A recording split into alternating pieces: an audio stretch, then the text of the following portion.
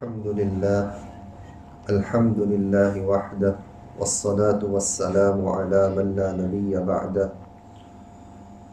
أما بعد فأعوذ بالله من الشيطان الرجيم بسم الله الرحمن الرحيم وقال إني ذاهب إلى ربي سيهدين رب هب لي من الصالحين فبشرناه بغلام حليم فلما بلغ معه السعي قال يا بني إني أرى في المنام أني أذبحك فانظر ماذا ترى قال يا أبت افعل ما تؤمر ستجدني إن شاء الله من الصابرين فلما أسلما وتله للجبين وناديناه أن يا إبراهيم قد صدقت الرؤيا إنا كذلك نجزي المحسنين إن هذا لهو البلاء المبين وفديناه بذبح عظيم وتركنا عليه في الآخرين سلام على إبراهيم كذلك نجزي المحسنين إنه من عبادنا المؤمنين وبشرناه بإسحاق نبيا من الصالحين وباركنا عليه وعلى إسحاق ومن ذريتهما محسن وظالم لنفسه مبين صدق الله مولانا العظيم رب اشرح لي صدري ويسر لي أمري واحلل عقدة من لساني يفقه قولي سبحانك لا علم لنا إلا ما علمتنا إنك أنت العليم الحكيم اللهم انفعنا بما علمتنا وعلمنا ما ينفعنا إن الله وملائكته يصلون على النبي يا أيها الذين آمنوا صلوا عليه وسلموا تسليما اللهم صل وسلم وبارك على سيدنا ومولانا محمد وعلى آله وأصحابه وأتباعه وأزواجه وذرياته.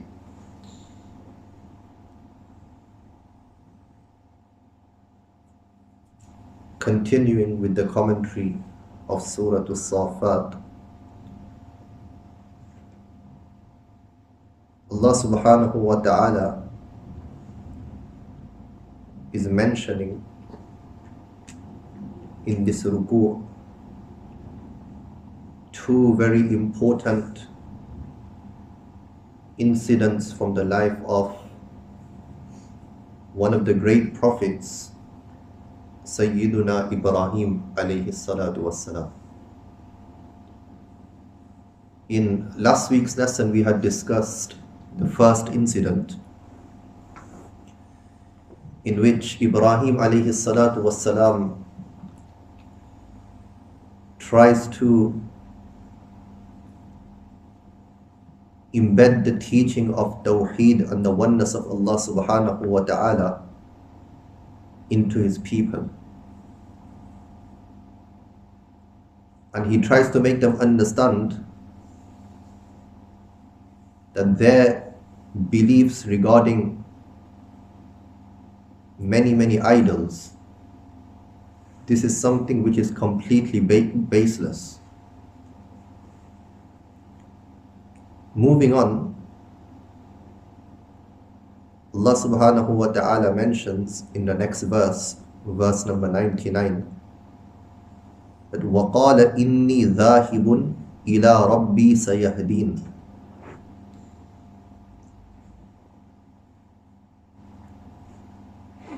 That Ibrāhīm alayhi salatu wassalam, he said, I am going to my Rabb, who will soon guide me. The commentators of the Qur'an mention that when Ibrāhīm alayhi salatu was salam saw that now there was no hope left in guiding his people, he tried everything to try and make them understand. But instead of believing his message, they decided to throw him into the fire. So this was a stage wherein he realized that now there is no way these people can be guided.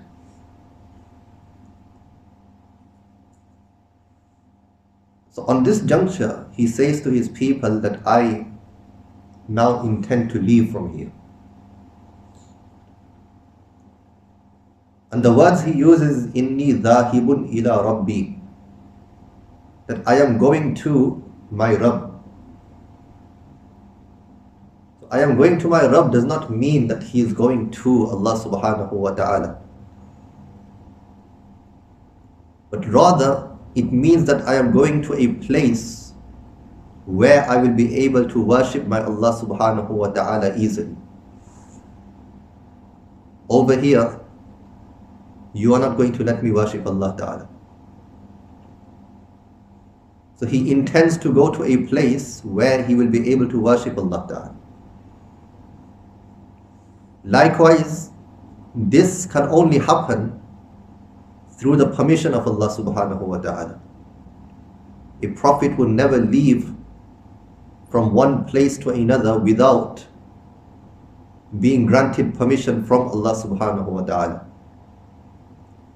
This is why even when Rasulullah sallallahu alayhi wasallam migrated from Makkatul Mukarramah to Madinatul Munawwara, it was only after he was granted permission. And he said this to Hazrat Abu Bakr radiallahu ta'ala anhu, that now we have been granted permission, so we will be leaving Makkatul Mukarramah and heading to Madinatul Munawwara. And Allama Qurtubi rahmatullahi alayhi mentions in his tafsir that this was the very first time when an individual migrated from his hometown to another land where he can worship Allah subhanahu wa ta'ala. So this is the first example of hijrah and migration.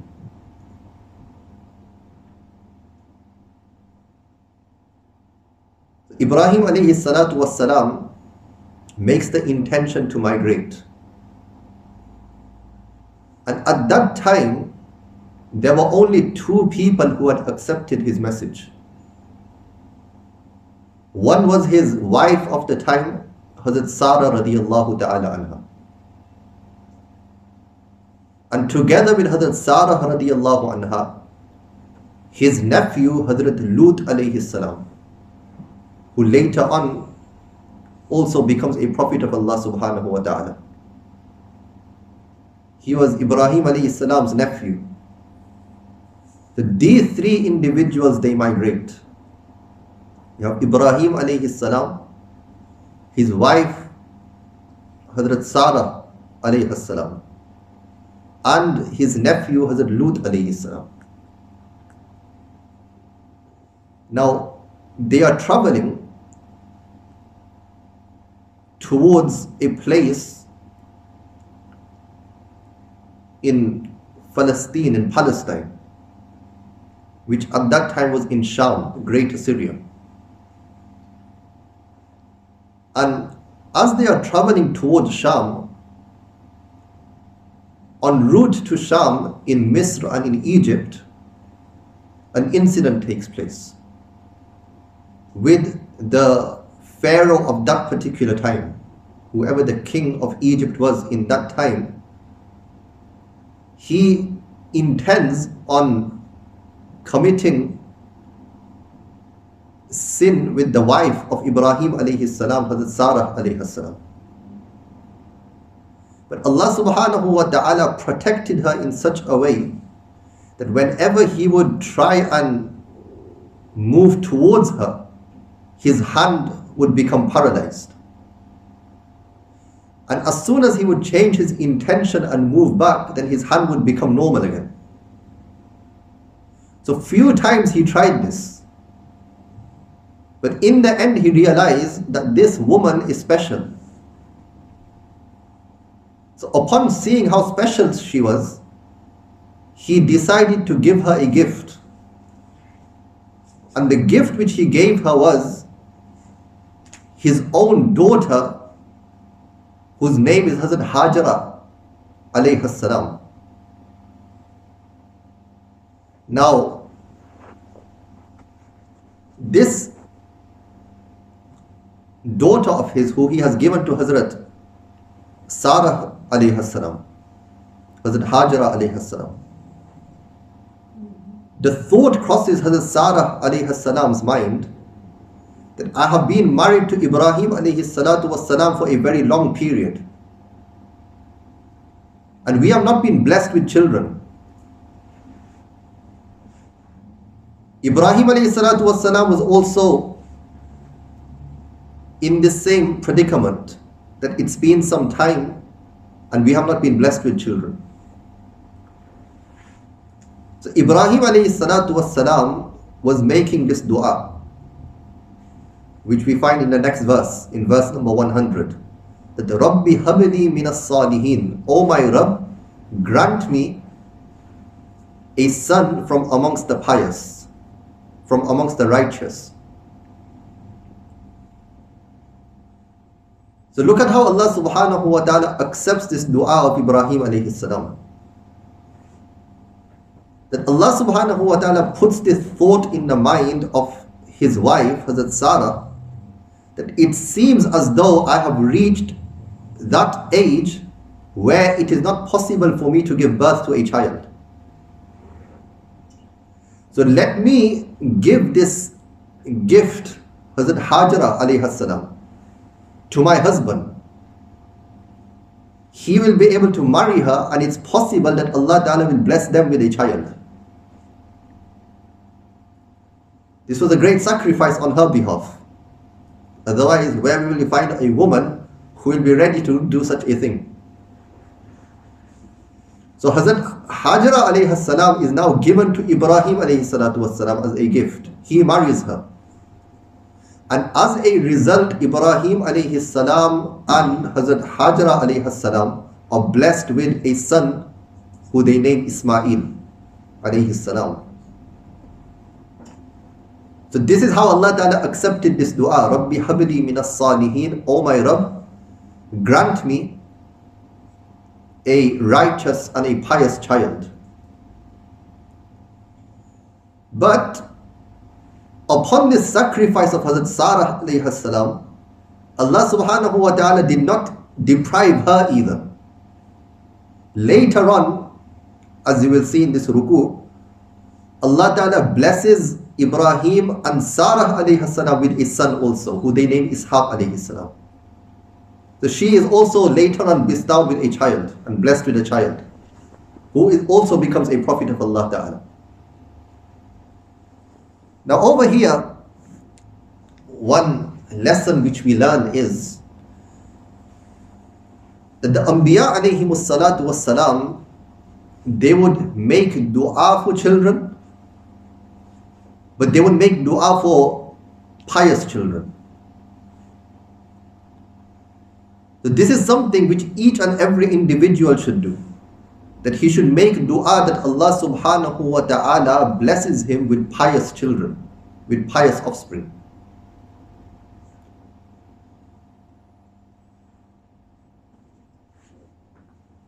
And this is also from the tarbiyah and the nurturing of the child, that even before the child is born, or even before the wife has conceived, there is no child in the picture, yet you are already nurturing the child by making dua that, oh Allah, when the child is born, then make him a pious child. Otherwise, if the child lacks piety, then such a child is not going to be beneficial for this parent in this world or in the hereafter. So making dua for pious children is very important. And once a person knows that now my wife has conceived and we are expecting a child, now this should intensify even more. The du'as and the supplications should be much more now. A person should have this in his mind that I need to do everything I can to ensure that this child grows up with piety, with deen, with religion, with the fear of Allah subhanahu wa ta'ala, with the concern of obeying Allah subhanahu wa ta'ala. And together with dua, a person should do everything he can to ensure that this child is given such an environment in which it is nurtured correctly and can obey Allah subhanahu wa ta'ala. Ibrāhīm alayhi salatu wassalam's dua is Rabbi habli minas salihin. We can also use these words when we supplicate to Allah ta'ala that, Oh Allah, oh my Rabb, grant me a righteous child. And another point to keep in mind regarding children, which Hazrat Haji Farooq Sahib rahmatullahi alayhi used to mention, is that if Allah subhanahu wa ta'ala blesses a couple with children, then this is a ni'mah, this is a gift, this is a favor. But if Allah ta'ala does not bless a couple with children, then this is the rahmah and this is the mercy of Allah ta'ala. Now one point you learn from here is that as a Muslim you will never need to feel low, down and depressed in whichever condition you find yourself in now. Because as a couple you are either going to be blessed with children or you are not going to be blessed with children. It's not necessary that every couple will be blessed with children. And it's not necessary that despite not wanting children, for whatever reason, you can avoid this. There will be many who will not want children but will still have children. And there will be those who want children but do not have children. So look at this quotation of Hazrat Haji Farooq Sahib rahmatullahi alayhi, one of the great luminaries of the past. These people, because of their connection with Allah subhanahu wa ta'ala, they would present such pearls that they would be a solution to the problems of many individuals. So he says that if you do have children, this is a favor from Allah ta'ala. Now, the reason it's a favor of Allah ta'ala, a ni'mah, what does this mean? What this means is that when you are blessed with a favor from Allah subhanahu wa ta'ala, then now it becomes necessary that you utilize that favor in the correct manner. If you are ungrateful, if you do not nurture the child properly, if you are not worried with regards to his deen, to his akhirah, you will be questioned on the day of Qiyamah. Rasulullah sallallahu alayhi wasallam mentions that on the day of Qiyamah, every parent will be questioned that ماذا علمته وماذا أدبته. Two questions regarding the children. How much knowledge of deen did you equip your child with? And number two, what did you do in order to nurture your child to practice upon the knowledge? So if a child has not been taught the deen, the parents will be questioned that why did your child not have enough and sufficient knowledge with which he could practice upon the deen? So just sending the child to madrasa, this is not enough. The maktab system where children start going from the age of 4, 5 and thereafter depending upon each individual, some will go till the age of 12, 13, 14, where they are taught the basics of deen. But again, every parent will have to now supervise the child. That is my child even studying correctly? How much of the deen has he understood? And after this age, if they decide to leave from the madrasa, then again, will the child continue to learn with regards to the deen? What program have we made for this? This is very important. That whether it's a weekly basis, whether it's twice a week, whether it's 3 times a week, there has to be something where the child is continuously learning regarding the deen, especially the important aspects. And together with learning, once we see that the child is understanding the main parts of deen, the second very important point is that we keep this in mind, that is my child practicing upon the deen or not? If the child is not practicing upon deen, again, it is on the parent. This is the parent's responsibility to try and make this child practice upon the deen. Otherwise, we will be questioned on the day of Qiyamah.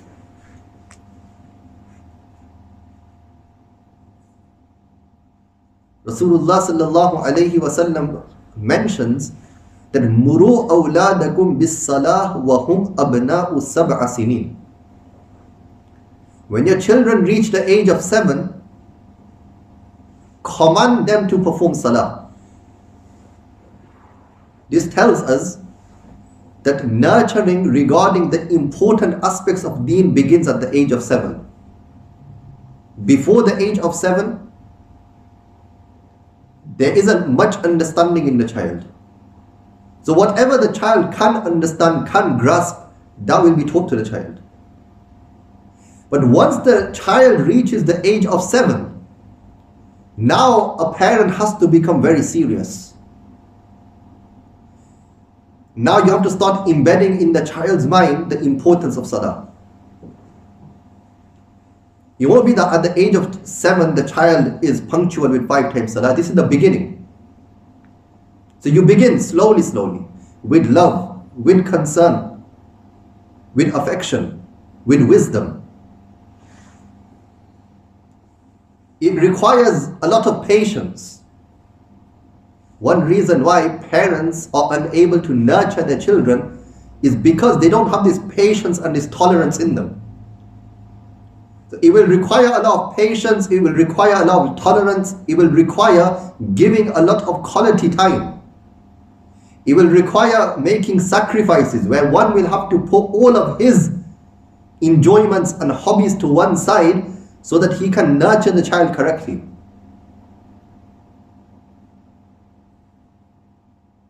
It will always be on the mind that what is the child doing? Again, Hazrat Haji Farooq Sahib rahmatullahi alayhi, his quotation comes to mind regarding nurturing the children. That he would say that feed your children morsels of gold, but keep the eye of a lion on them. What this means is that show them all the love and all the affection, but always keep your eyes on them to ensure that they are not going off track. The Nabi sallallahu alayhi wa sallam says at the age of 7, this is when you command the child to now begin to perform salah. And thereafter he says, وَضْرِبُوهُمْ عَلَيْهَا وَهُمْ أَبْنَاءُ عَشْرَ سِنِينَ. When they reach the age of 10, if they are not punctual with their salah, then you must hit them. You must reprimand them. You must punish them. Now, many parents, what they will do is they will not practice upon the first advice. And after the child has reached the age of 10, 11, 12, now if the child is not performing salah, straight away punishment. But how can you expect the child to perform salah at the age of 10 when you have not nurtured him from the age of 7? You had 3 years to embed in his mind the importance of salah. So a parent can't come to the imam and complain that my son is 15 years old and he is not performing salah. The first question we will ask that parent, that at what age did you begin the nurturing? If they say we've never done anything, it's just the thought has just crossed our mind that he's 15 and he's not performing salah, then the finger will be pointed towards the parent that you haven't done your duty. You can't expect your son to become one who performs salah overnight. This is why the Sharia has given us this window of 3 years. That you have 3 entire years to slowly, gradually embed this importance of salah into the mind of the child. If you start from the age of 7 and you do it slowly, by the age of 10, your son will be completely punctual with his salah. So for those who are still in this phase where their children are still young or they are not married yet, then this is a very important piece of advice to keep in mind. That this is a very important phase between the age of 7 and the age of 10, where we need to nurture our children correctly.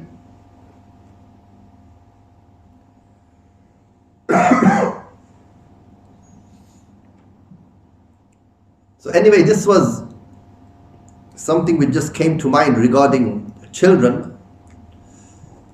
Continuing with today's lesson, وَقَالَ إِنِّي ذَاهِبٌ إِلَىٰ رَبِّي سَيَهْدِينَ رَبِّ هَبْ لِي مِنَ الصَّالِحِينَ. So Ibrāhīm alayhi salatu wassalam, he made this dua that, "O my Rabb, grant me a pious and a righteous son." فَبَشَّرْنَاهُ بِغُلَامٍ حَلِيمٍ. So we conveyed to him the good news of the birth of an obedient son, which was Ismā'īl alayhi salam.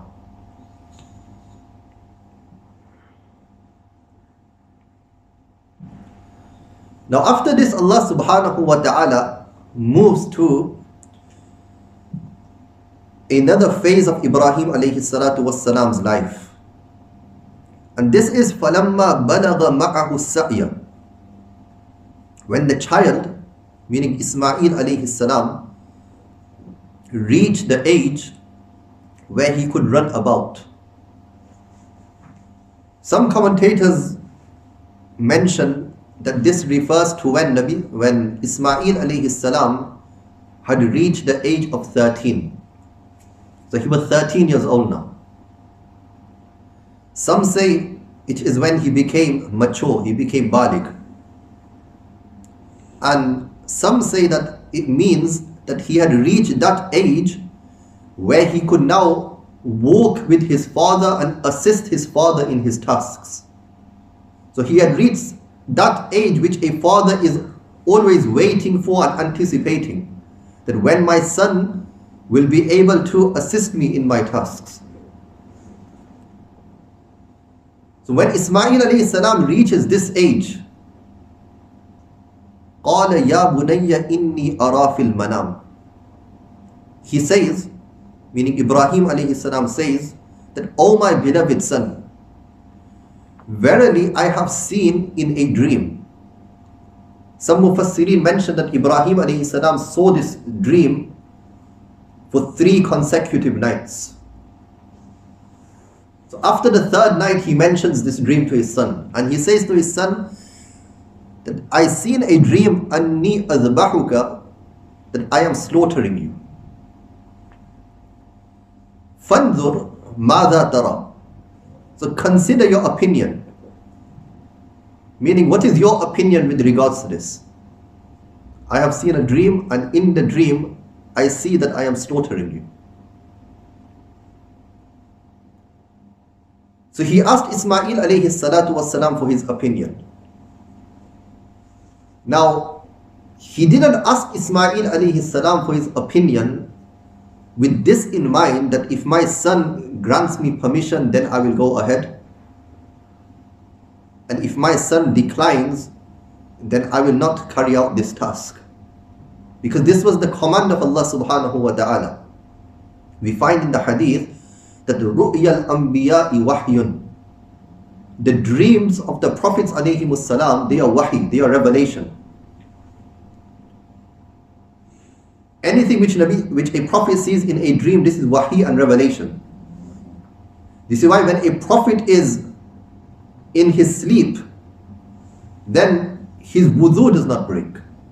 Rasulullah sallallahu alayhi wa sallam would sometimes awaken from his sleep and he would perform salah. So Hazrat Aisha radiyallahu ta'ala anha, she would ask that, you have just awakened and you did not perform wudu and you performed salah.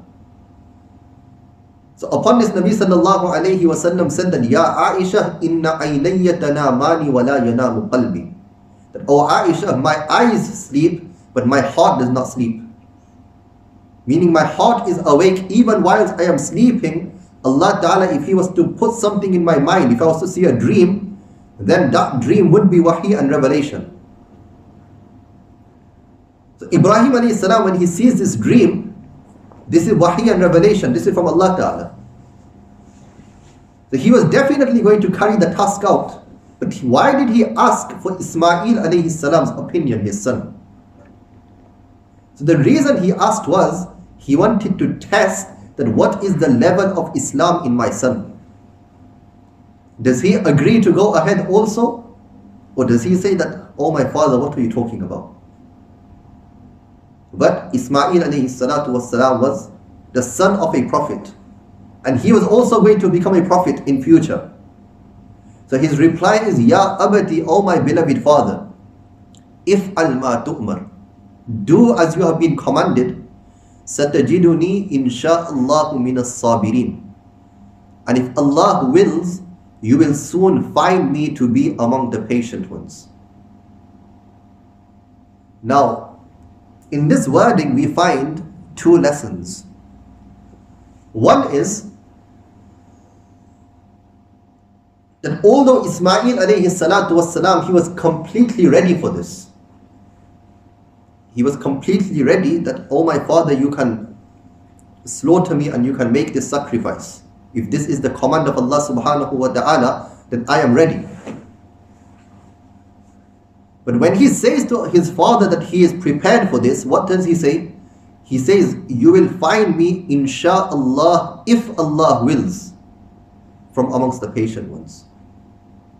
This shows that no matter how confident you are in a matter, you should always say insha'Allah. Whenever you speak with regards to the future, if you say that after Maghrib today I am going to go home, you want to tell someone I'm going home, then many a times we'll think this is something which is definite.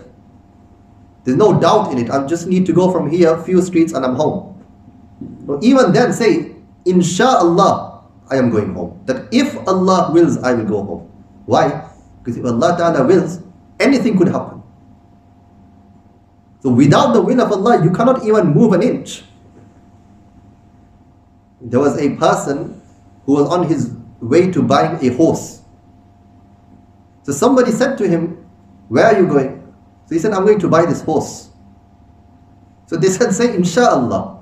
Say Inshallah, I am going to buy the horse. So he said, no, why? There's no need to say Inshallah. The horse is just here, I can see it. And I've got money in my pocket also. So I'm going to go there, buy the horse and go home. What's the need to say Inshallah for this? He said, no, say Inshallah. But he didn't listen. Now he reaches there, and when he places his hand in his pocket, he sees that the money is no longer present. Either it's fallen out or someone stole it.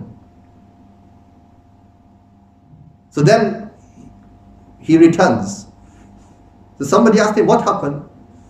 So he said, Inshallah, I was going to buy a horse, but Inshallah, somebody stole my money. So it was too late then. You have to say Inshallah from before. Now he learned his lesson that you should always say Inshallah. Rasulullah sallallahu alayhi wasallam was actually reprimanded for this particular action when the Jews came and they posed 3 questions. So when they posed these questions, Nabi sallallahu alayhi wasallam said that I will inform you tomorrow. And the thought which was in Nabi sallallahu alayhi wasallam's mind was that Jibreel alayhi salam will come down in wahi like he always does and will inform me of the answers, and then I will inform this person.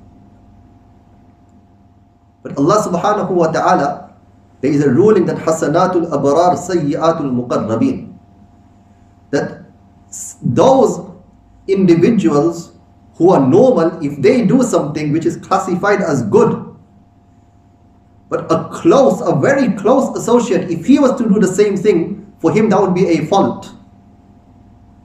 So the closer you are, the more you are reprimanded upon even small mistakes. So this wasn't a sin or anything, But even upon these small things, Allah Ta'ala would pick up on the Anbiya alayhimus salatu was salam. This is why they became the best. So because Nabi sallallahu alayhi wa sallam did not say Insha'Allah, Allah Ta'ala revealed these verses. وَلَا تَقُولَنَّ لِشَيْءٍ إِنِّي فَاعِلٌ ذَلِكَ غَدًا إِلَّا أَن يَشَاءَ اللَّهُ. That in future never say, I am going to do this tomorrow, except if Allah wills. In other words, say Insha'Allah and then say I am going to do this tomorrow. So this is very important that we always say Insha'Allah when we are talking about the future. So this is one lesson which we learned, that he said Insha'Allah, that I will only be able to be patient at that time when you are slaughtering me if Allah wills. And the second point is that he said Minas Sabirin, that you will find me if Allah wills from amongst the patient ones. He said from amongst the patient ones. He didn't say you will find me if Allah wills a patient one. Why? Because if you say a patient one, that means you're the only one to carry out this particular task. So he's saying you will find me from amongst a very large group of patient people, meaning there's no greatness for me to be from amongst a patient person. It's not that I'm the only one doing this. There's so many other people who have been patient. So this was his humbleness. That he wasn't proud that look at me, look at the great sacrifice I am making, that I'm ready to give my life. No, if I give my life, so what? There's so many other people who have given their life for Allah Ta'ala also. So two amazing lessons which we learn from this statement of Ismā'īl alayhi salatu was salam. And thereafter Allah subhanahu wa ta'ala mentions that فَلَمَّا أَسْلَمَا وَتَلَّهُ لِلْجَبِينِ, that when the two of them submitted, and Ibrāhīm alayhi salatu was salam turned his son on his side. So فَلَمَّا أَسْلَمَا, when they both submitted. So they were both ready to carry out the command of Allah. Ibrāhīm alayhi salam was ready to slaughter his son. And Ismā'īl alayhi salatu was salam was ready to be slaughtered. They were both ready for this. That because it's the task of Allah Ta'ala, it's the command of Allah Ta'ala, we are ready. Allah Ta'ala says that when they were both ready for this, وَتَلَّهُ لِلْجَبِينِ, and Ibrāhīm alayhi salam turned his son on his side.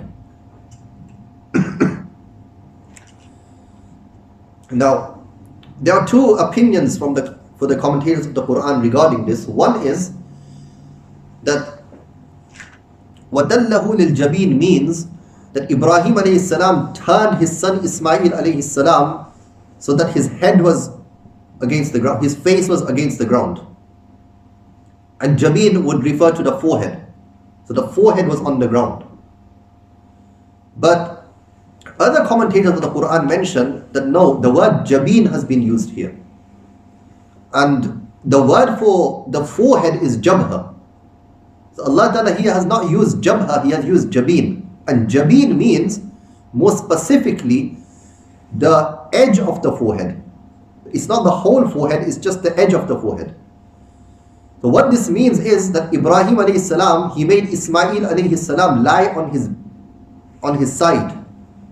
When a person lies on his side, the edge of the forehead will be on the ground.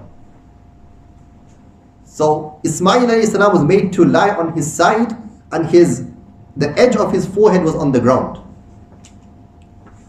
And after this, the Quran is silent as to what happened. Meaning Ibrāhīm alayhi salatu wasalam, he tried to slaughter his son. This is what happened. But there are no details mentioned here. Some commentators of the Quran mention that the reason why the Quran remains silent after reaching this part of the incident is to inform the reader that the incident has now reached such a phase where it is impossible to inform people through words. Words cannot do justice to that particular time. That what must be going through the father and the son at that particular time. Like we say that it's not possible for me to express. Words cannot express that particular feeling. Although Allah subhanahu wa ta'ala, if He wishes, He can express anything. But the human mind will not be able to understand it. So one has to just understand this. Just imagine the greatness of this sacrifice. That Ibrāhīm alayhi salatu was salam, first of all, for so long, for such a lengthy period, he wanted a child and he was not blessed with a child. And then after so many years, when he is finally blessed with a child, and this child reaches that age where he is able to assist his father now, and all those dreams and aspirations which go through a father's mind, that when my son reaches this age, he will do this, and he will do this, and he will do this. He will achieve this, and he will achieve this. Because a father, he always has this in his mind, that I want my child to achieve even more than what I have achieved. This is a very simple principle. There is a hadith in the Sahih of Imam Bukhari rahmatullahi alayh. Under the commentary of that hadith, I read in one of the commentaries that there is this incident regarding a sheikh by the name of Allama Tajuddin Subki rahmatullahi alayh. So Tajuddin was a title which was given to him. His actual name was Ali. His actual name was Ali. And he had a son whose name was Allama Bahauddin, and his name was Ahmad. Both of them were very prominent ulama and scholars, and they would impart their lessons. As far as Allama Tajuddin is concerned, Ali, somebody came to him and said that your son's lessons have surpassed your lessons. The amount of people that are benefiting from your son's lessons, I don't see that many people benefiting from your lessons. So your son has surpassed you. So as soon as he heard this, he said a couplet in the Arabic language. And he said to him, Durusu Ahmad khayrun min durusi Aliyin, wa dhaka inda Aliyin muntaha al-amali. He said that the lessons of Ahmad, my son Ahmad, the lessons of Ahmad, they are far more greater than the lessons of Ali, meaning my lessons. And that was the pinnacle of my dreams and aspirations. That one day I will be hearing that your son's lessons are even better than yours. This is something which every father has, that I want my child to do more better than me. So just imagine Ibrāhīm alayhi salatu wassalam with all of these emotions.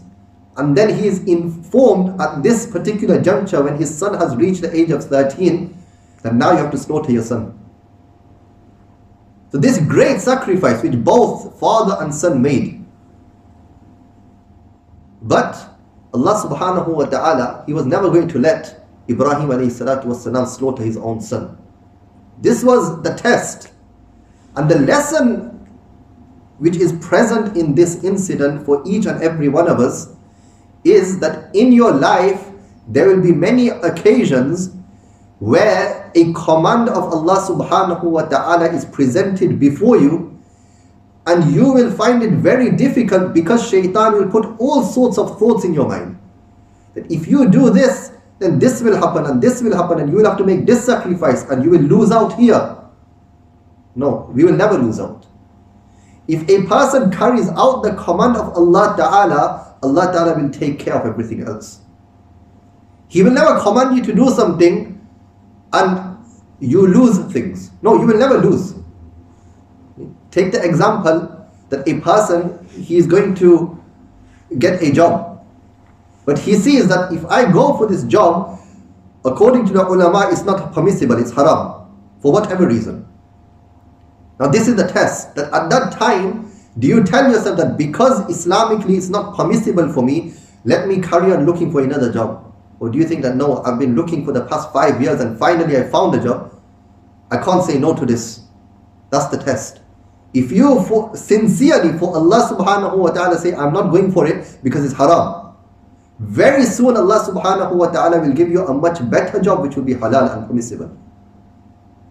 But we fail in this. We think to ourselves that if I was to go here, I'm going to lose out.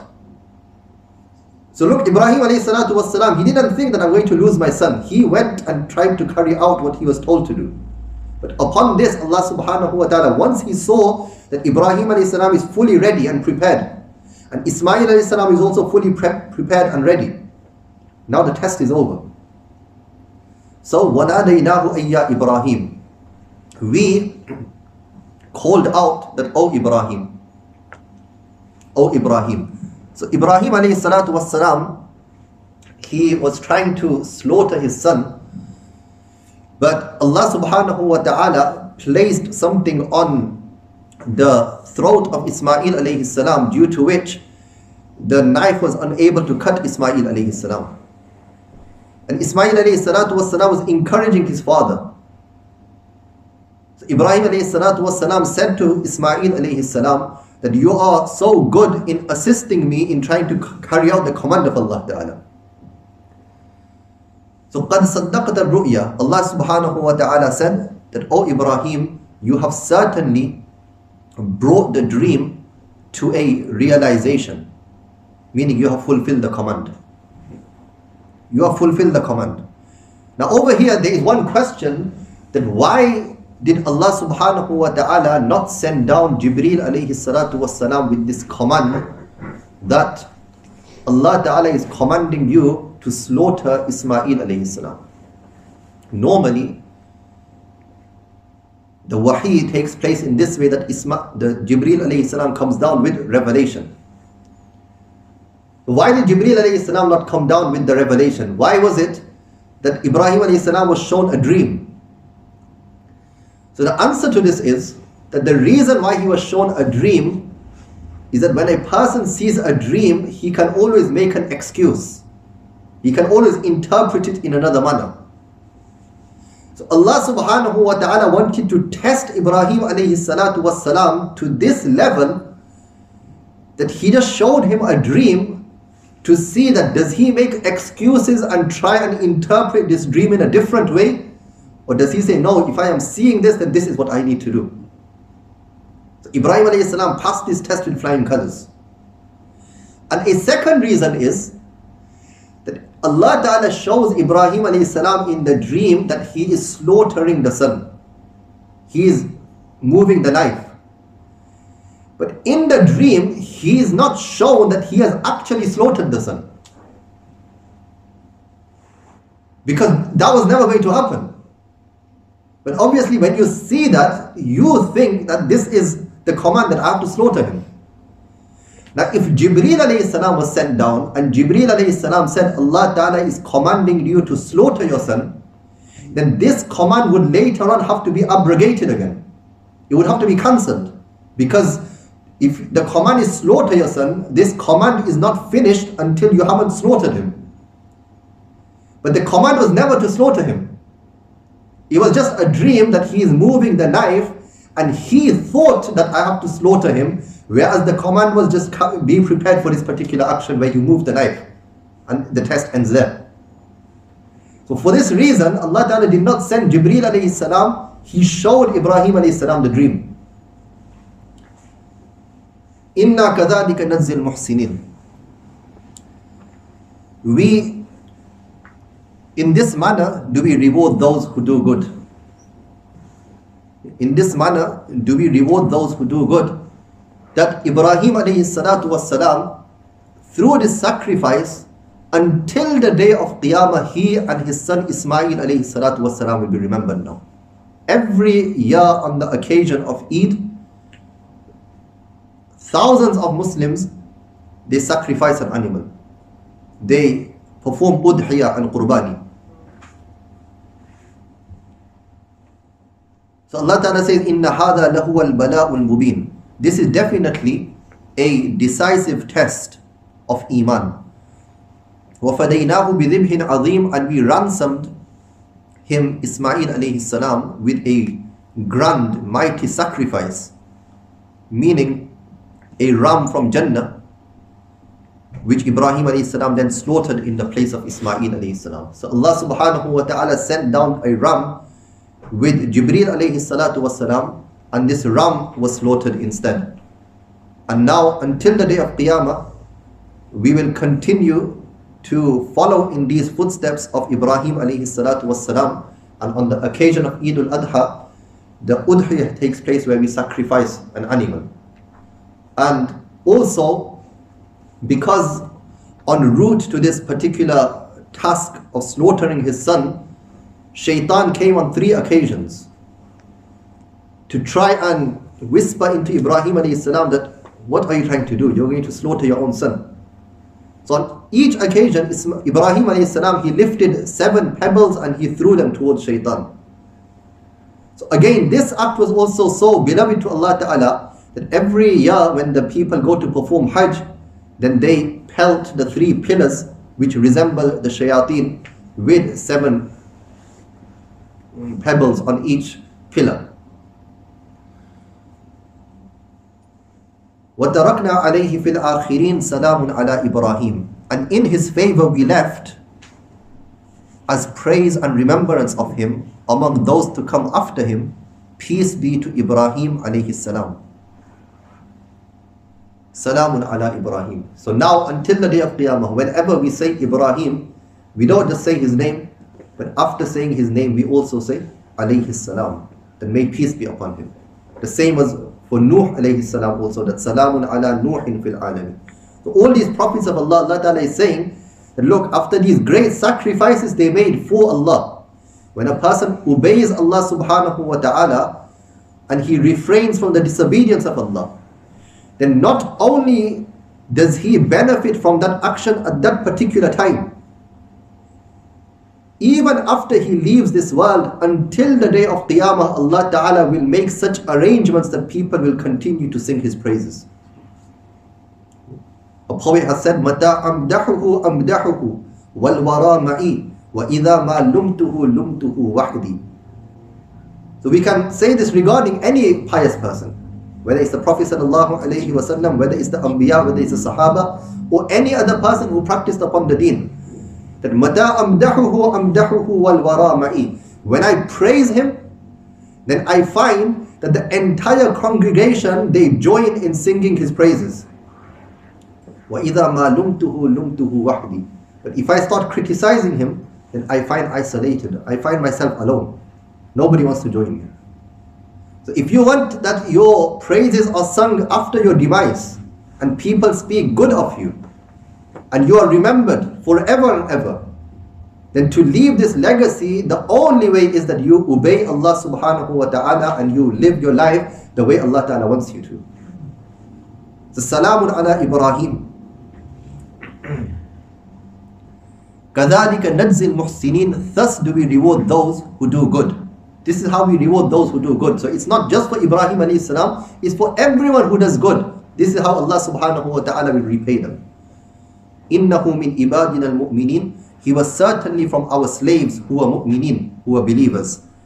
وَبَشَّرْنَاهُ بِإِسْحَاقَ نَبِيًّا مِنَ الصَّالِحِينَ. We gave him the good news of the birth of his son Ishaq alayhi salam, who was to be a Nabi from the pious righteous. Now, this is now referring to the second son. So I already explained that Ibrāhīm alayhi salam with Hajara alayhi salam, they were blessed with Ismā'īl alayhi salam. The first wife, Hazrat Sarah alayhi salam, she had made that sacrifice, that she said to her husband, you can have this gift, Hazrat Hajara alayhi salam, and you can marry her. So because of this sacrifice, look at how Allah Ta'ala rewards Hazrat Sarah now. That he blesses Ibrāhīm and Sarah alayhimas salam with a son also, and his name is Ishaq alayhi salam. And both of them become prophets. Allah Ta'ala says, وَبَارَكْنَا عَلَيْهِ وَعَلَى إِسْحَاقَ. That we blessed him, Ibrāhīm alayhi salam, and Ishaq alayhi salam, with numerous favors such as prophethood, knowledge and wisdom. وَمِن ذُرِّيَّتِهِمَا مُحْسِنٌ وَظَالِمٌ لِنَفْسِهِ مُبِينٌ. Now before explaining the last part, just this part first. That Ishaq alayhi salam, Ibrāhīm alayhi salam has two sons now. He has Ismā'īl alayhi salam and he has Ishaq alayhi salam. How did Allah subhanahu wa ta'ala bless this family now? That Ibrāhīm alayhi salatu was salam, the Prophet of Allah ta'ala, his son Ishaq alayhi salam also becomes a prophet. And thereafter, every prophet that came into this world until Isa alayhi salam, they all come from this progeny of Ishaq alayhi salam. Because Ishaq alayhi salam, his son is Yaqub alayhi salam. And Yaqub alayhi salam is the father of Yusuf alayhi salam. And Yaqub alayhi salam, he is also known as Isra'il. So his children are known as Banu Isra'il. And Banu Isra'il remains all the way till Isa alayhi salam. This is why in the Quran we find Isa alayhi salam, when he speaks to his people, he says, Ya Bani Isra'il. So all the children of Israel, all the children of Yaqub. So all the prophets that came into the world after this, they were all the progeny of Ishaq alayhi salam. And Ibrāhīm alayhi salam's other son is Ismā'īl alayhi salam. No prophets came from here, but there is one prophet remaining. So the final prophet Rasulullah sallallahu alayhi wasallam, Allah ta'ala made him come from the progeny of Ismā'īl alayhi salam. So from the progeny of Ishaq alayhi salam, all the remaining prophets came until Isa alayhi salam. But Allah ta'ala was never going to deprive Ismā'īl alayhi salam. So he left the best to last, and he sent such a prophet on this side that this one prophet outweighed all the prophets from this side. And Rasulullah sallallahu alayhi wasallam, during his time, the reason why the Jews became so jealous of him and they did not accept him is they were under this perception that because every prophet has come from Ishaq alayhi salam, so Nabi sallallahu alayhi wasallam will also come from this progeny. So they were saying that we are going to get Muhammad, and when Muhammad sallallahu alayhi wasallam comes, then we are going to fight against you. But when Nabi sallallahu alayhi wasallam came into the world and they saw that he has come from the progeny of Ismā'īl alayhi salam, then this prejudice and this thought in their mind that he is not from our family, he is not from our progeny, this made them turn against him and they did not accept him. The Quran says, فَلَمَّا جَاءَهُمْ مَا عَرَفُوا بِهِ كَفَرُوا بِهِ. That when that came before them, which they had recognized that he is the Prophet of Allah. But because he was not from Ishaq alayhi salam's progeny, then kafaru bih, they rejected him. In here we also learn a lesson that it shouldn't be that we become the victims of this prejudice. That just because someone is not from our family or our clan or our culture, then we do not accept them. If they are on the haq, if they are on the right, then we must accept them. So this is regarding Ishaq alayhi salatu wassalam. And finally, Allah Ta'ala also mentions here that وَبَارَكْنَا عَلَيْهِ وَعَلَى إِسْحَاقَ, that we blessed Ibrāhīm alayhi salam and Ishaq alayhi salam. So there were numerous favors. One is prophethood, which I have already explained. And the second is that Ishaq alayhi salatu wassalam is the one who built Al-Masjid Al-Aqsa, and Ismā'īl alayhi salam is the one who assisted his father in building the Kaaba in Makkah al-Mukarramah. So Al-Masjid al-Haram in Makkah al-Mukarramah and Al-Masjid al-Aqsa, which are the two main masjids from amongst the three.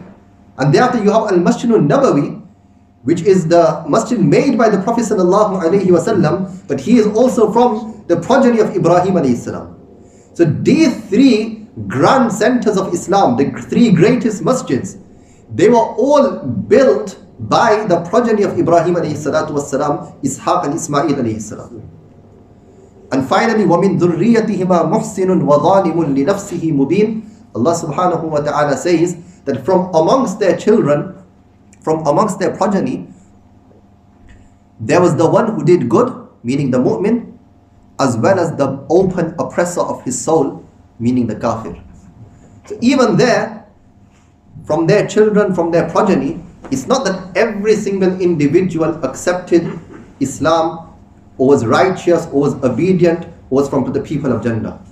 Rather, you have both. You have some that obey, you have some that accept, but you also have some that reject. In here there is also a lesson that if you belong to a community where there is much work taking place, there are many masajid, there are many madaris, there are many ulama. Just because you belong to that place, that doesn't necessarily mean you have your ticket to paradise. You still have to do your own work. If you belong to a family full of scholars, that doesn't give you the ticket to paradise. You still have to do your own work. This is why Rasulullah sallallahu alayhi wasallam said to his beloved daughters at Fatima radiallahu anha, that Ya Fatima, O Fatima, anqidhi nafsaki minan nar. You save your own life from the fire of Jahannam. Salini ma shi'ti. In this world, ask me for whatever you want and I will give it to you.